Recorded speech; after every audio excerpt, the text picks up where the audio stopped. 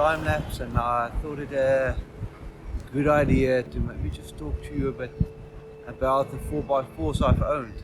That's a question that comes up from time to time. And the first 4x4 I had, I think it was in 2011, I've purchased my first 4x4.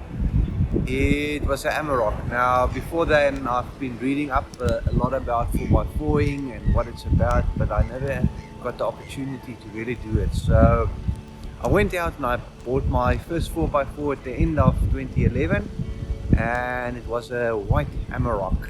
I'll include some footage as well while I'm talking.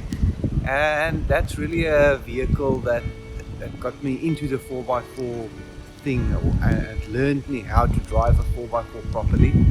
When I got the vehicle, it included the 4x4 course as well, which I did, and it really just showed you what the vehicle can do. I think the first time when you get into a 4x4 on a 4x4 track, it's very intimidating, but it shows you what the vehicle is capable of as a starting point, and then as you grow in the vehicle, you can learn how to really fully utilize the vehicle. And on the Amarok, it was really a vehicle that surprised me. I think in terms of capabilities, it doesn't stand back for anything out there, especially in the manual version, the first one I had. I think it's pretty much on par with any other double cab you have. It will take you far. I think it will actually go a lot further than you actually think you can go with it. And yeah, I owned it for about 3 or 4 years, and then I decided now I wanted an automatic vehicle. At that stage, the Auto Amarok came out, and it was pretty impressive. I think there was a very big hype around it, and I went for the Auto. Even a vehicle without low range, it's very, very capable. Recently I've driven with a couple of these Amaroks, and it's amazing how far they can go. Look, they do have their limitations. They don't have low range, and I think there will be instances where you really will need low range, whereas yes, but for 99.9% of the people owning the Amaroks, it will never be a problem. I think it will, most of the stuff that I've done, it will be able to do quite easily. There's no question around it. So a very capable vehicle, very comfortable vehicle as well. I was very happy with it with the time I had it. The only thing is, and I think for me that's the thing about automatic vehicles, I prefer a manual vehicle at this stage. It's got nothing to do with capabilities, or I know there's pros and cons with auto versus manual, but I prefer a manual vehicle. It's just, I'm in control the whole time. It's a bit of a thinking process as well. You need to think what gear I need to be in. It's not going to jump up and suddenly put you in a higher gear.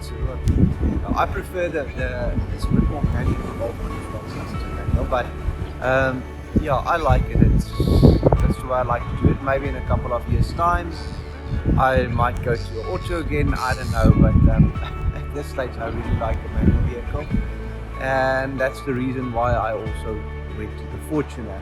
Now, the other reason why I went to the Fortuner is because I wanted a 7-seater vehicle. At that stage, that was a requirement for me. Maybe not so much at the moment, but I'm in the Fortuner now. And what I like about the Fortuner, it's a smaller vehicle, so it's a lot easier to maneuver versus any double cab. It's got a shorter turning circle, a smaller turning circle, and yeah, it's just immensely capable. And I think I've had it now for 4 years, and for me it's the best 4x4 vehicle I've owned up to now. I know there are many other vehicles out there, but in terms of what I've had over the years, and I really enjoy the vehicle, and I think it's built up a lot of character. It has done some big trips for me, some memorable 4x4 outings. I did Lesotho with it, I did a whole bunch of trails with it, family holidays, everything, and it soaks up everything that you throw at it. Yeah, maybe just to end this, I think in terms of vehicle selection, there are so many vehicles out there. There are old vehicles, new vehicles, harder vehicles, softer vehicles. At the end of the day, it's just maybe not so much about the vehicle, because I've had three and all of them did what I wanted to do with them. And at the end of the day, it's a case of, does this vehicle take you where you want to go? Does this vehicle take you places? That's the important thing. You need to get into your vehicle, you need to sit and you say, wow, I like this vehicle, it drives nicely. There's a mountain, I want to drive up that mountain. If you can do it, and all the other trails, then it's really not about the brand or the type or whatever. As long as it helps you enjoy yourself. One thing, if you don't have a 4x4, see if you can get one. If you have one, get in the 4x4, go drive on the mountain. Thanks.